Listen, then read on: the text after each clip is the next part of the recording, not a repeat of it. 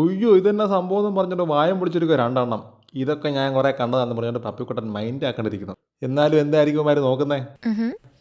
നമ്മുടെ ഡ്രോണച്ചനെ മാക്കറി കുഞ്ഞു പോലെ പറന്നു നിൽക്കുന്ന ഈ സാധനത്തെ കണ്ടിട്ട് വായം പൊളിച്ചിരിക്കുക രണ്ടും. നമ്മളെപ്പോലെ ഏകദേശം സ്വഭാവഗുണമായിട്ട് അങ്ങനെ ഇരിക്കുക. അതേസമയം വീടിൻ്റെ പിന്നാമ്പുറത്ത് നടക്കുന്ന മറ്റൊരു കാഴ്ച, ചെറുക്കന്മാർ രണ്ട് മൂന്നെണ്ണം അതിലെ ഓടി നടക്കുമല്ലേ.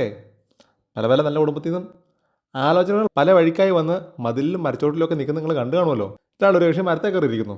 ഇവിടുത്തെ പ്രശ്നം ഇപ്പം ഇതാണ്, അമ്മച്ചി ഒരെണ്ണത്തിനെ ആ മതിൽ കടന്നിങ്ങോട്ട് കയറ്റത്തില്ല കേട്ടോ. കടന്നുത്തി മതിലിൻ്റെ കമ്പി വരിയെ കയറി സർക്കസ് കളിച്ച് നിൽക്കുക. എന്തിനാ? എൻ്റെ ആ മുറ്റത്ത് കാല് കുത്തിയാൽ നിൻ്റെ കാല് ഞാൻ വിട്ടെന്നും പറഞ്ഞുകൊണ്ട്. എൻ്റെ പൊന്നോ, എന്നാൽ പിള്ളേർക്കൊരു നല്ല ഭാവി ഉണ്ടാവും നോക്കുമല്ല.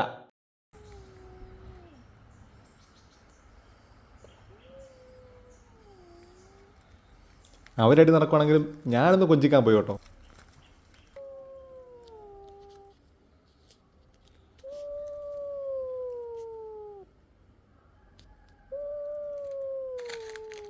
അടി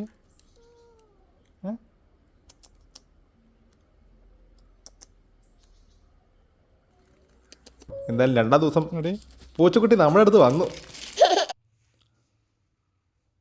ഒരുപാട് തൂക്കാൻ പോയില്ല. മമ്മി കണ്ട ചൂല് വെച്ച് പുറത്തിട്ട് കിട്ടും. അതുകൊണ്ട് പോട്ടെ, വീണ്ടും കാണാം. ടാറ്റ. Goodbye. വേണ്ട വേണ്ട വേണ്ട വേണ്ട.